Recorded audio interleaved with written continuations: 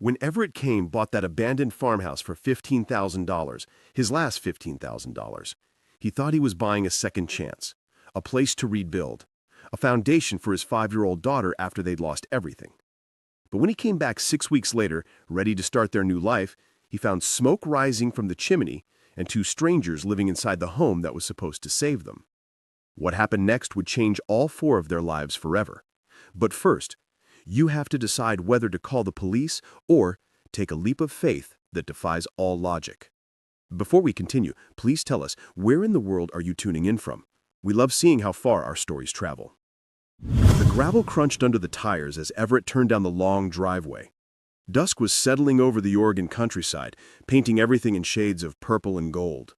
He'd been driving for 5 hours, and every muscle in his body ached. But none of that mattered now. This was it, their new beginning. "Is that it, Daddy?" Kira's voice was bright with excitement from the passenger seat. "Is that our house?" Everett smiled despite his exhaustion. "That's it, sweetheart. That's—" He stopped mid-sentence. His hands tightened on the steering wheel. Smoke. There was smoke rising from the chimney. His heart hammered against his ribs as he pulled the truck to a stop about 20 feet from the house. The farmhouse looked exactly as he'd remembered from his quick inspection 6 weeks ago.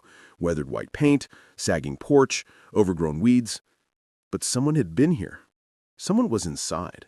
"Daddy?" Kira's voice was uncertain now. "Why did we stop?" "Stay in the truck, Kira." Everett's voice came out sharper than he intended. He softened it. "Just for a minute, okay? Let me check something. But stay here." He squeezed her hand, then opened the door and stepped out. The evening air was cold against his face. He could smell wood smoke now, definitely coming from inside. His mind raced through possibilities. Squatters, vandals, maybe some kids using it as a party spot. He approached the front door slowly, his construction worker's instincts on high alert. The door was slightly ajar. Everett pushed it open, and his breath caught. The main room had been swept clean. A fire crackled in the stone fireplace he'd assumed didn't work. 2 young women stood frozen, their eyes wide with terror. They looked identical, same slight build, same long blonde hair pulled back in ponytails, same dirt-smudged faces. For a moment, nobody moved. Then one of them stepped forward, her hands raised, as if in surrender. Please don't call the police. We'll leave right now. We just needed somewhere." "Who are you?" Everett's voice was harder than he felt. His mind was spinning. These weren't vandals. They looked terrified. The other twin moved protectively in front of her sister. "We're sorry. We thought this place was abandoned. We've only been here for a few weeks. We haven't damaged anything, I swear to you. We'll pack up and go. Just please, don't call the cops." Everett looked around the room more carefully. The floor had been swept. The broken windows were covered with cardboard and plastic, sealed tight against the cold. Someone had cleared out years of debris.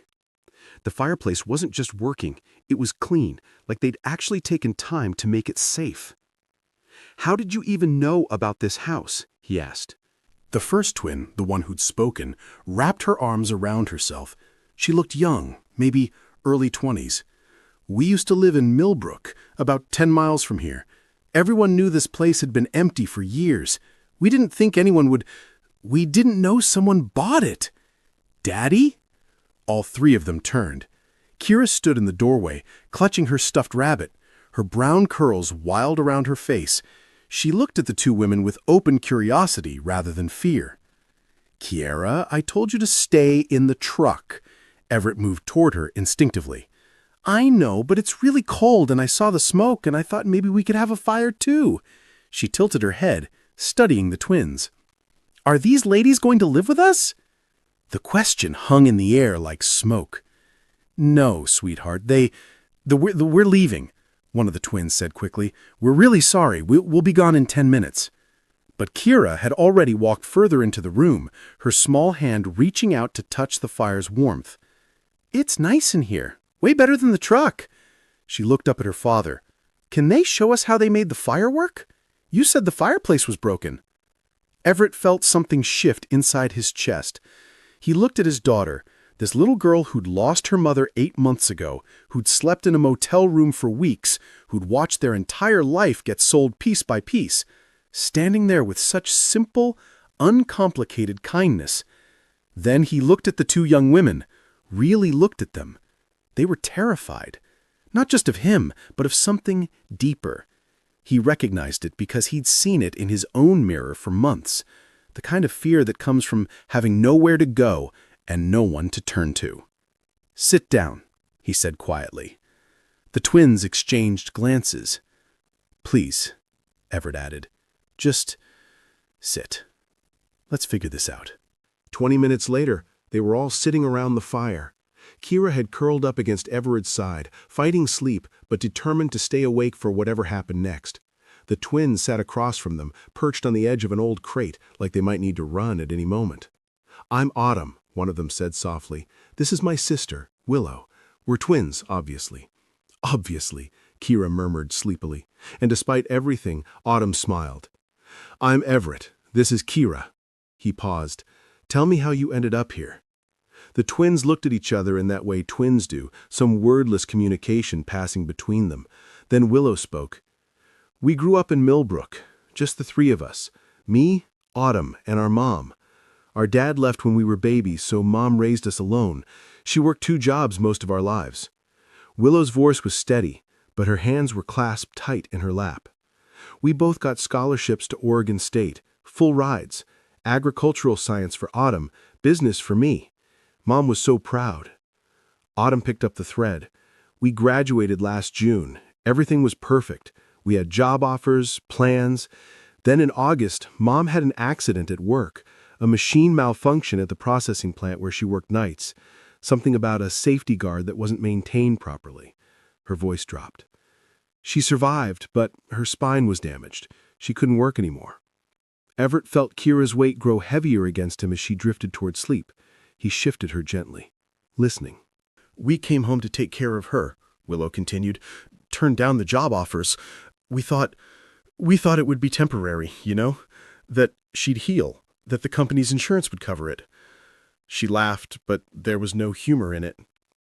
"We were so naive. The company fought the claim, blamed her for the accident, said she violated safety protocol. Meanwhile, Mom's medical bills kept piling up. We worked 3 jobs between us. I was at the feed store helping with harvest work, Willow waitressed and did bookkeeping for local businesses. But it wasn't enough." Willow's voice cracked. "Mom's condition got worse in October. Infection, complications. She spent a week in the ICU. She died October 23rd. The fire crackled in the silence that followed. "We're sorry," Everett said quietly. The words felt inadequate. Autumn wiped her eyes quickly. "The medical debt was over $80,000. The collectors came after everything. Our mom's house, our car, anything with value. We tried to fight it, but we didn't understand the legal system. We didn't have money for lawyers. By December, we had nothing left. We were sleeping in our car. Then the car broke down, and we couldn't afford to fix it. Someone at the diner mentioned this farmhouse, said it had been abandoned for years. We thought, maybe just for a few weeks, until we could save enough for first and last month rent somewhere. But everywhere requires an address, references, proof of employment. Hard to get any of that when you're homeless. We've been applying for jobs, but it's a cycle we can't break out of."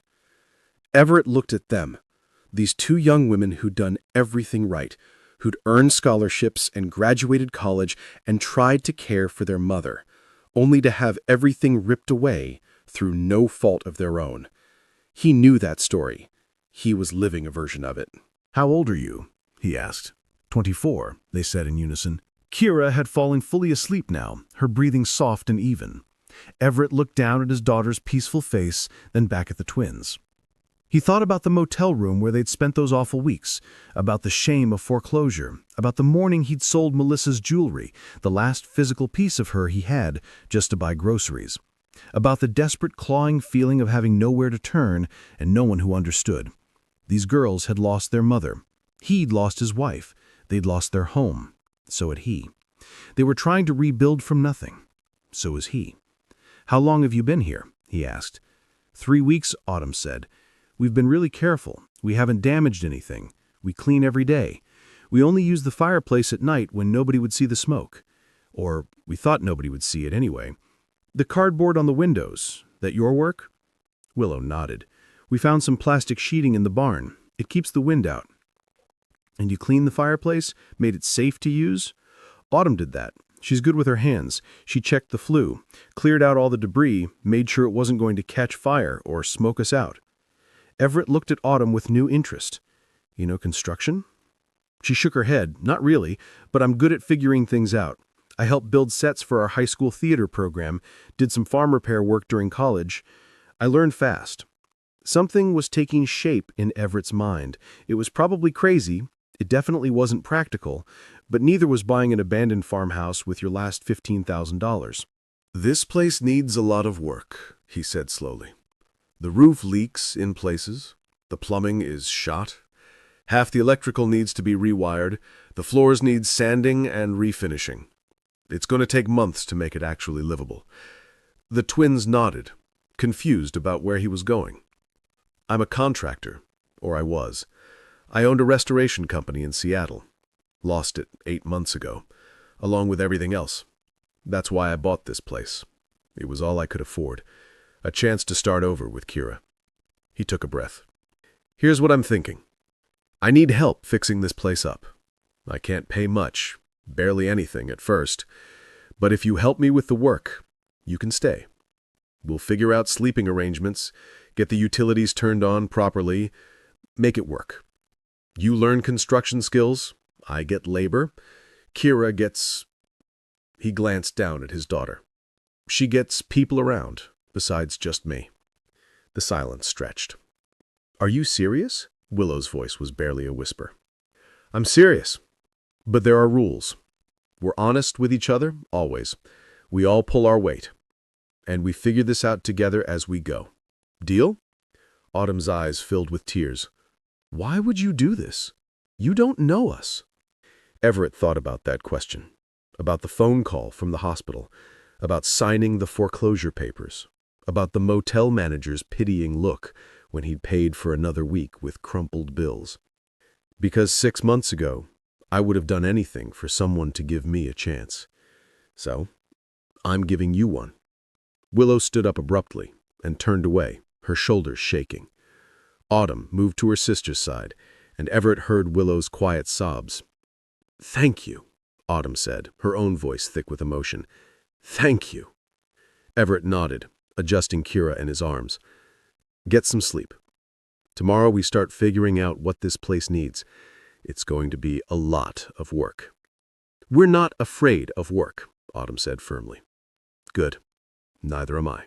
The first week was chaos. Everett had forgotten what it was like to manage a project with no budget and makeshift everything.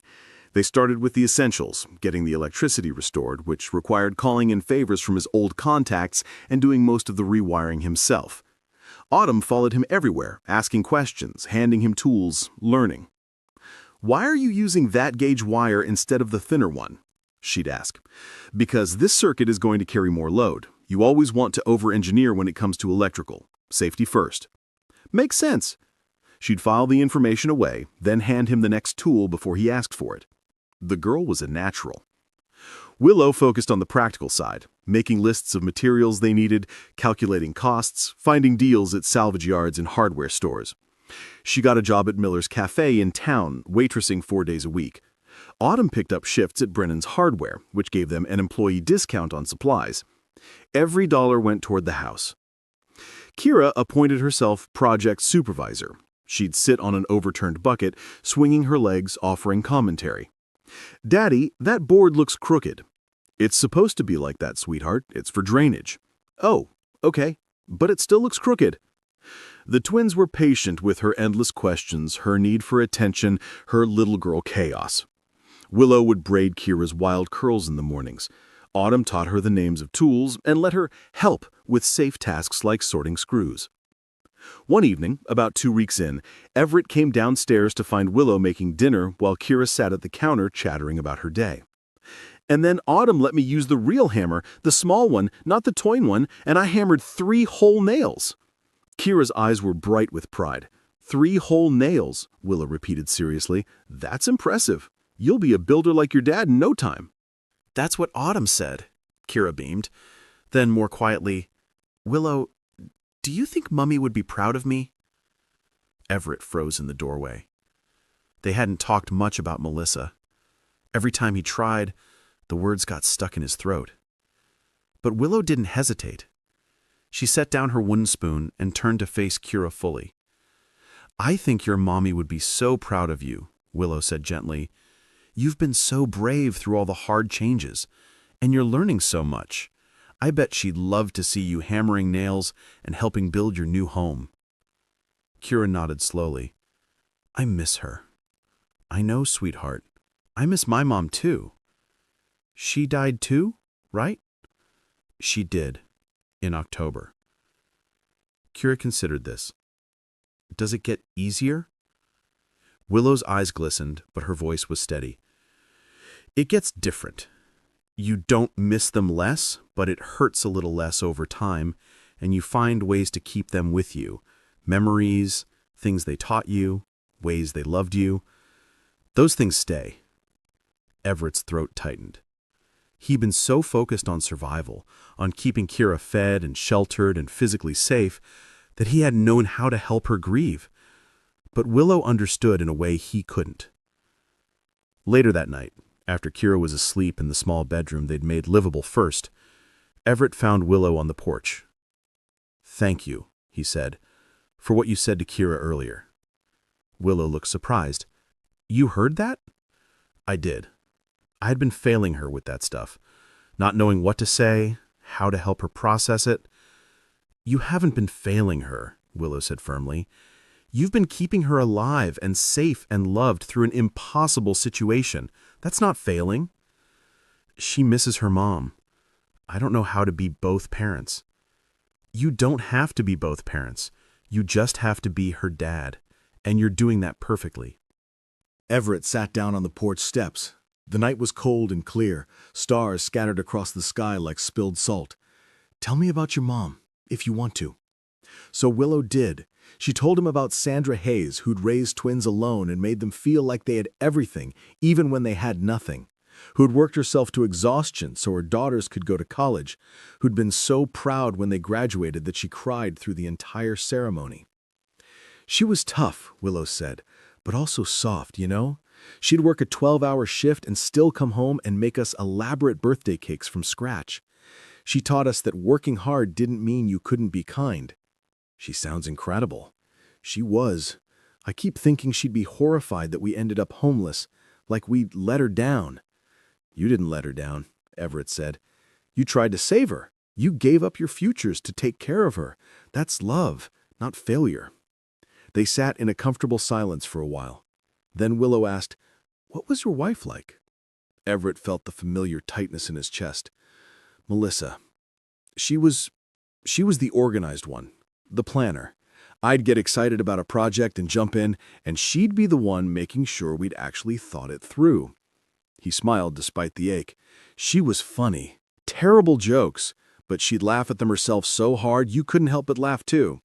And she loved Kira so much it terrified her sometimes. Terrified her? She'd say, I never knew I could love something this much. What if something happens to her? How would I survive? I'd tell her nothing was going to happen, that we'd keep Kira safe. His voice dropped. Turns out I should have been worrying about keeping Melissa safe. You couldn't have prevented an aneurysm. I know. Logically, I know that. But there's a part of me that feels like I should have seen it coming, should have done something. That's grief talking, not logic, Willow said softly. It makes us believe we had more control than we did. Everett looked at her, really looked at her. In the moonlight, with her guard down, she looked younger than 24, but her eyes held understanding beyond her years. How'd she get so wise? He asked. Willow laughed. Trauma and therapy. Mom made us see a counselor after Dad left. Best thing she ever did for us, honestly. Taught us how to process stuff instead of just burying it. Maybe I should try that. Maybe you should. By March, the farmhouse was starting to look like an actual home. They'd gotten the plumbing working, which meant hot showers, a luxury that made all of them emotional the first time they used one. The kitchen was functional, with salvaged cabinets Autumn had refurnished and countertops they'd pieced together from discount supplies. 3 bedrooms upstairs were livable now. Everett and Kira in one, Autumn in another, Willow in the third. The work was hard, but there was joy in it. They'd put on music while they worked, and sometimes Autumn would sing along. Turns out she had a beautiful voice. Kira would dance while they painted walls or sanded floors, making them all laugh with her unself-conscious enthusiasm. Everett felt something shifting inside himself. Not forgetting Melissa, he'd never forget her, but making room for the present, for the sound of laughter in a house that had been silent for so long, for the satisfaction of building something with his hands again, for the unexpected family forming around their shared brokenness. One Saturday in late March, they decided to tackle the disaster that was the backyard. Years of neglect had turned it into a jungle of weeds and overgrown bushes. Autumn surveyed the chaos with her hands on her hips. "You know what this space needs? A garden." "A garden?" Everett raised an eyebrow. "We're barely keeping up with the house repairs." "I know, but hear me out. My degree is in agricultural science. I could design a vegetable garden, nothing fancy, just basics, tomatoes, lettuce, herbs. It would save us money on groceries, and gardening is therapeutic." She gave him a meaningful look. "We could all use more therapeutic." "Can we grow strawberries?" Kira asked hopefully. "I really like strawberries."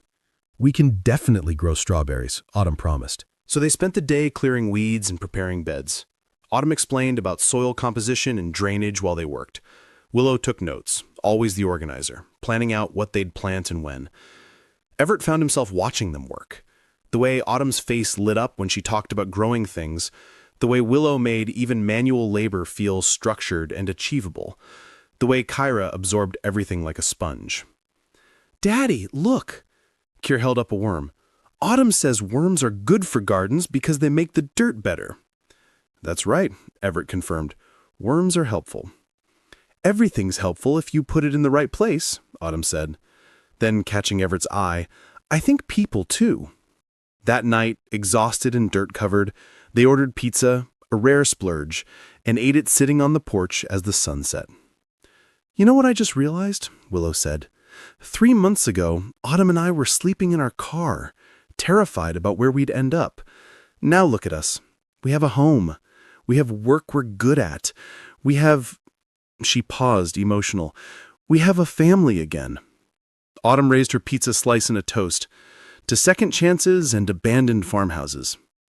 "And to people who see strangers and offer help instead of judgment," Willow added, looking at Everett. Kira held up her juice box solemnly. "And to strawberries." They all laughed, and Everett felt something warm spread through his chest. Not happiness exactly, he wasn't sure he was ready for that word yet, but something close, something like hope. Spring rolled into summer, and with it came steady progress on multiple fronts. Everett's reputation in the construction world started to rebuild.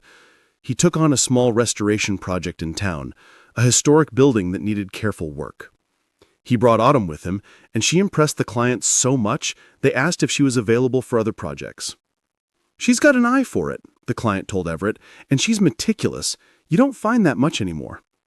By June, they had enough work lined up that Everett officially made Autumn his business partner. She cried when he told her. "You don't have to do this," she said.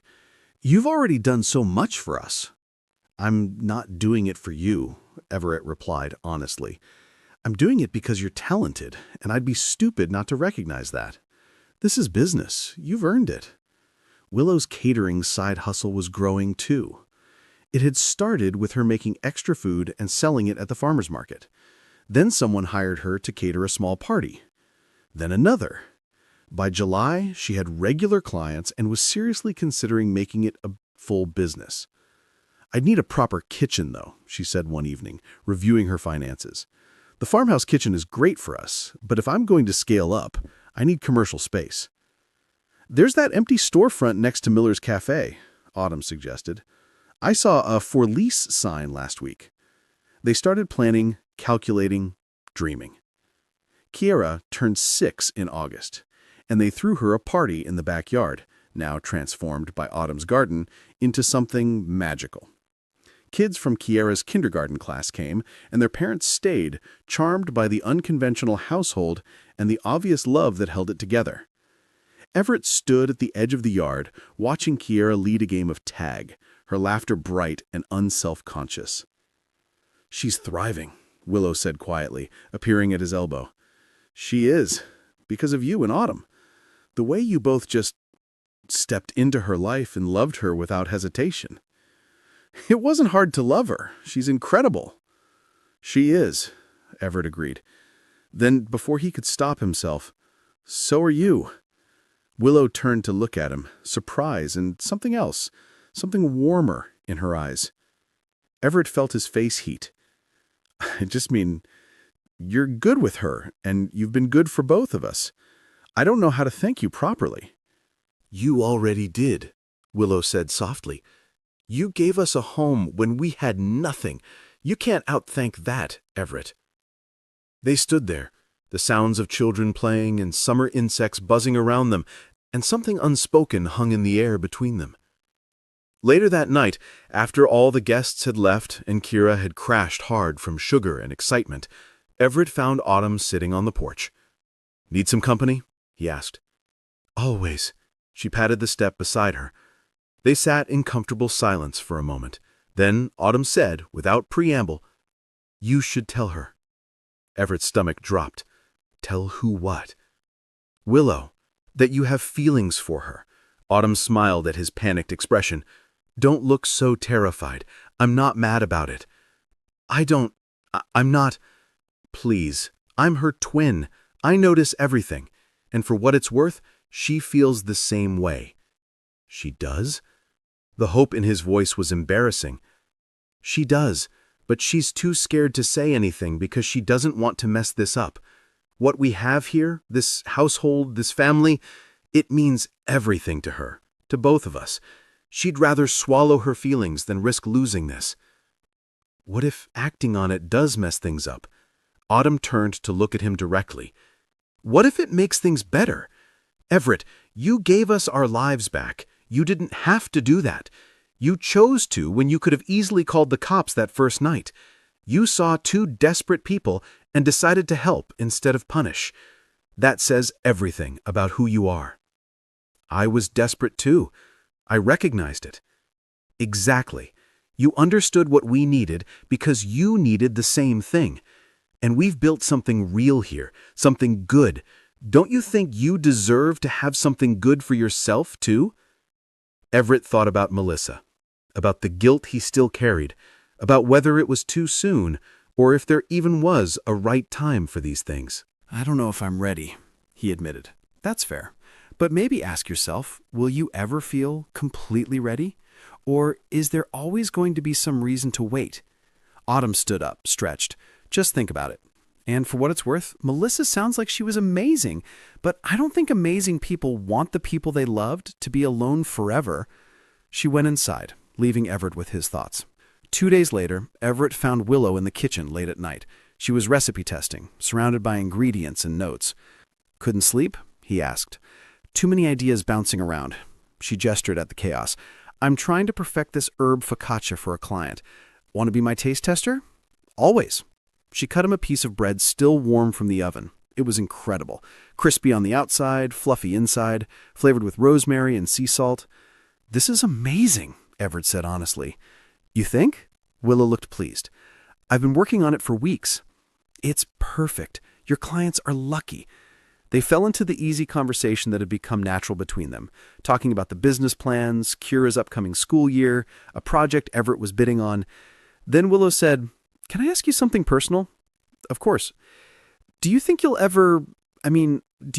could ever... She stopped, frustrated with herself. "Never mind, it's not my business." "Willow." Everett set down the bread. His heart was pounding, but Autumn's words echoed in his head. "What were you going to ask?" She took a breath. "Do you think you could ever be open to having someone in your life again? In a romantic way, I mean. Or is that something that feels impossible after losing Melissa?" The question hung between them.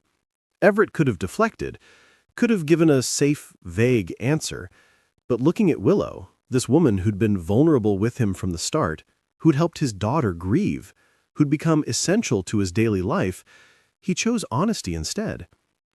6 months ago, I would have said impossible, he said carefully. I couldn't imagine feeling anything but grief. But lately, he met her eyes, lately I've realized that grief doesn't mean you stop living, and maybe Melissa would want me to keep living, really living, not just surviving. She sounds like she was a wonderful person. She was, but she's gone, and I'm still here, and so is Kira. We deserve to move forward. That doesn't mean forgetting, it means making room for new things alongside the memories. Willow nodded slowly. When my mom died, someone told me that the people we love don't want us to stay frozen in our grief. They want us to take all the love they gave us and use it to build new lives. I didn't believe it at first, but I think it's true. I think so too. The kitchen was quiet except for the old clock ticking on the wall. Then Willow said, very softly, I have feelings for you, Everett. I have for a while, but I didn't want to say anything because I was afraid it would ruin everything. This household, this family we've built, it's too important to risk. Everett's heart felt too big for his chest. What if it doesn't ruin it? What if it makes it better? You really think that's possible? Instead of answering with words, Everett reached across the counter and took her hand. Her fingers were dusted with flour, warm from working. I think you're one of the best people I've ever met. I think you walked into my life. Literally, you were already here. At the exact moment I needed someone who understood what loss felt like. I think Kira adores you. I think you're building something incredible with your business. And I think I'd be an idiot not to see what we could be together. Willow's eyes filled with tears. I'm scared. Me too. But maybe we can be scared together? Take it slow, see what happens, but at least be honest about what we're feeling? She squeezed her hand. I'd like that. A lot. They stayed like that for a long moment, hands clasped over a counter covered in flour and recipe notes, in a kitchen in a farmhouse neither of them had planned to call home. So, Willow said eventually, a smile breaking through. Want to help me finish this focaccia? I have 3 more variations to try. Everett laughed. I can't think of anything I'd rather do. The rest of the summer and into fall felt like a different life from the one Everett had been living a year ago. His relationship with Willow developed slowly, carefully. They went on actual dates, dinner in town, a movie, a hike in the state park. They held hands on the porch after Kira went to bed. They talked about their fears and hopes, their pasts and potential futures. Kira noticed, of course, nothing got past her. Are you and Willow boyfriend and girlfriend now? She asked one morning at breakfast, casual as discussing the weather. Everett nearly choked on his coffee. We care about each other very much. Is that okay with you? Kira considered this seriously. Does it mean she's staying forever? Would you want her to stay forever? Yeah. She makes really good pancakes, and she helps me with my hair, and she doesn't get mad when I ask too many questions. Kira took a bite of cereal.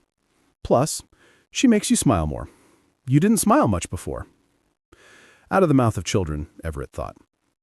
Then, yes, sweetheart. If she wants to stay forever, she can. Good, Kira said, satisfied. Can I have more orange juice? By October, exactly 1 year after Willow and Autumn's mother had died, the business was thriving enough that they started looking at real houses in Millbrook. The farmhouse had served its purpose, but winter was coming, and the heating situation was marginal at best.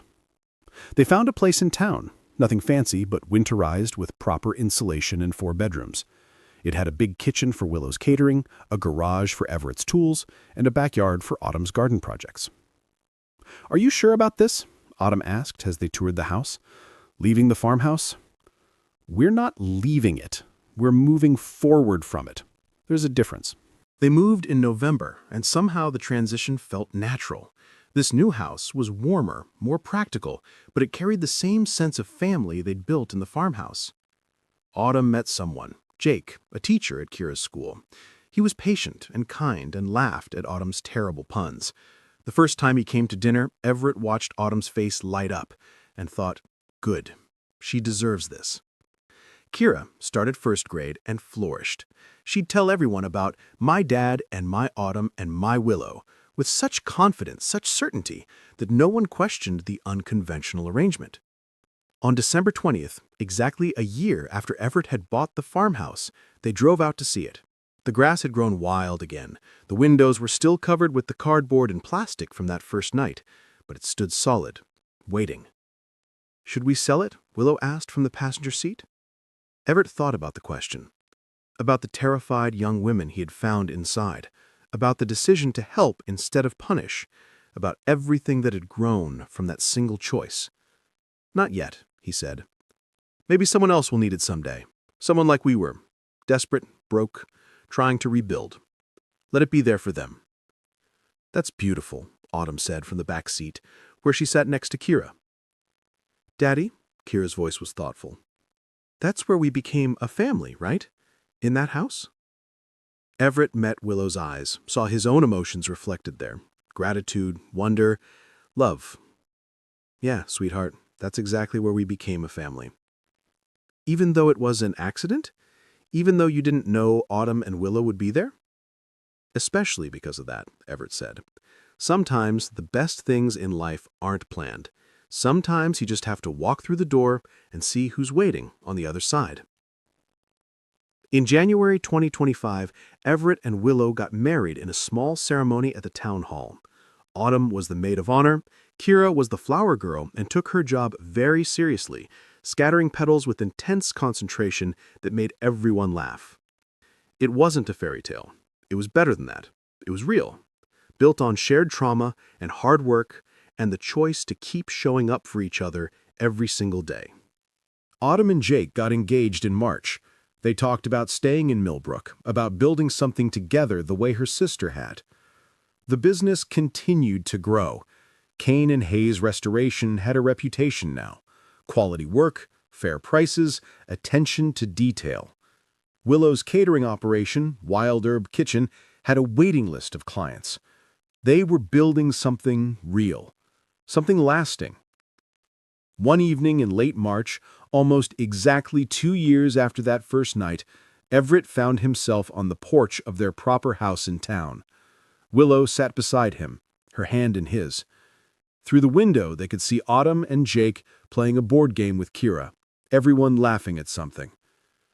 "You ever think about how different things could have been?" Willow asked quietly. "If you'd called the police that night? If you'd told us to leave?" "Sometimes," Everett admitted, "but I try not to. What's the point? This is where we are. This is what we built." "We built something pretty amazing." "We did." They sat in comfortable silence, the kind that comes from truly knowing someone. Then Willow said, "Thank you for seeing us when you could have just seen trespassers. Thank you for being brave enough to still be there when I arrived, for not running before I pulled up. Where would we have run to?" "Exactly." We all needed each other, even if we didn't know it yet. Inside, Kira's laughter rang out, bright and joyful. She was 7 now, tall and confident, with her mother's curiosity and her father's determination. She had Autumn teaching her carpentry and Willow teaching her to cook. She had a father who'd walked through fire and come out still capable of love. She had a family she didn't question, because love, to her, was just what you did for the people who mattered. Have you ever experienced a moment that changed everything? A decision that seemed small at the time, but ended up reshaping your entire life? Sometimes the people we're meant to find aren't the ones we go looking for. They're the ones already waiting in the places we're brave enough to call home.